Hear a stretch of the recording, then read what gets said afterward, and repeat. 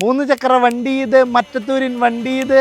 അപ്പോൾ ഇന്ന് നമ്മുടെ ഒരു ഭരണസമിതി യോഗം ഉണ്ടായിരുന്നു. ആ യോഗത്തിലൊരു 10ാമത്തെ ഒരു അജണ്ടയായിരുന്നു മറ്റത്തൂർ ഗ്രാമപഞ്ചായത്തിലെ ഹരിത കർമ്മസേനയ്ക്ക് വേണ്ടിയിട്ട് ഒരു വണ്ടി, പുതിയ വണ്ടി വാങ്ങണം എന്നുള്ളത്.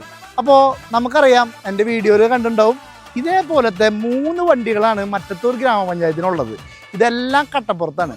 അപ്പോൾ ഈ കട്ടപ്പുറത്തുള്ള വാഹനങ്ങൾ നിരത്തിലിറക്കിയിട്ട് അല്ലെങ്കിൽ നിയമപരമായി നേരിടണം, എന്നിട്ട് മാത്രം പുതിയ വണ്ടിയുടെ കാര്യം ആലോചിച്ചാൽ മതി എന്നാണ് നമ്മുടെ നിലപാട്. നമ്മൾ കൃത്യമായി പറഞ്ഞിട്ടുണ്ട്.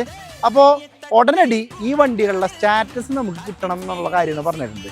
അപ്പോൾ ഇന്ന് നോക്കിയപ്പോൾ പഞ്ചായത്തിൻ്റെ അകത്തന്നെ ഒരു വണ്ടി അവിടെ പ്ലാസ്റ്റിക്കും സാധനങ്ങളൊക്കെ ആയിട്ട് അവിടെ എടുക്കുന്നുണ്ട്.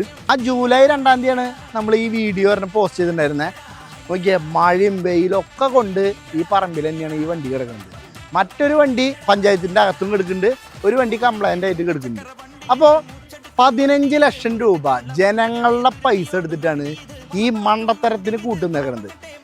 നമ്മളൊരു ബൈക്ക് വാങ്ങണമെങ്കിൽ, ഇപ്പോൾ ഏകദേശം ഒരു 2 വീലറിന് 1 ലക്ഷം രൂപയുള്ള ഒരു വണ്ടി വാങ്ങണമെങ്കിൽ തന്നെ നമ്മൾ ആ ഷോറൂമിലേക്ക് വിളിച്ചു കഴിഞ്ഞാൽ അവർ ടെസ്റ്റ് ഡ്രൈവിനായിട്ട് വരും. ഇവരിപ്പോൾ പറയണ ന്യായീകരണം എന്താണെന്ന് വെച്ചാൽ ഈ വണ്ടി ടെസ്റ്റ് ഡ്രൈവ് നടത്തിയിട്ടുണ്ടായില്ല, അതുപോലെ തന്നെ ഇവിടെ കേറ്റർക്കുള്ള സ്ഥലമാണ്. നമ്മുടെ കേരളത്തിലെ എല്ലാ സ്ഥലം കേറ്റർക്കുള്ളതല്ലേ, ഇത് എല്ലായിടത്തും നിരപ്പായ സ്ഥലത്ത് ഇത് ഓടിക്കാൻ പറ്റുമോ? അപ്പോൾ ഇതൊന്നും ഒക്കെ അന്നത്തെ ഭരണസമിതിയുടെ പോരായ്മയാണ്. കാരണം ഒരു സാധനം വാങ്ങുമ്പോൾ നമ്മുടെ കയ്യിൽ നിന്ന് കാശെടുത്ത് വാങ്ങുകയാണെങ്കിൽ നമ്മളെല്ലാ ശ്രദ്ധിച്ചല്ലേ വാങ്ങുള്ളൂ. ഇത് വല്ലോരുടെ പൈസയാണെന്നുള്ളത്, ജനങ്ങളുടെ പൈസയാണ് ഇവർ നശിപ്പിച്ചേക്കുന്നത്. അപ്പോൾ നമ്മുടെ നിലപാട് എന്താണെന്ന് വെച്ചാൽ ഈ വണ്ടികൾ ഇതിന് കൃത്യമായൊരു വിശദീകരണം നമുക്ക് കിട്ടണം. കാരണം ഇത് ഒന്നെങ്കിൽ നിരത്തിൽ ഓടിക്കുക, അല്ലെങ്കിൽ ഈ വണ്ടി നമ്മളെ ഇതിനൊരു സർവീസോ കാര്യങ്ങളോ ഒന്നുമില്ല എന്നാണ് പറയുന്നത്.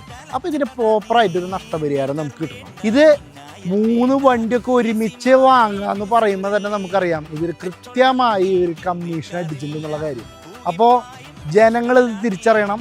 എന്തായാലും ഇപ്പോൾ നമ്മളെന്തായാലും ഈ വക കാര്യങ്ങൾ കൂട്ടി നിൽക്കില്ല, അത് നമ്മൾ ജനങ്ങൾക്ക് നൽകിയിട്ടുള്ള ഉറപ്പാണ്. അപ്പോൾ ഇതിൻ്റെ എന്താണ് നടപടിയാവണം എന്നുള്ളത് നമ്മൾ വരും വീഡിയോയിൽ നമ്മൾ കാണിച്ചു തരാം.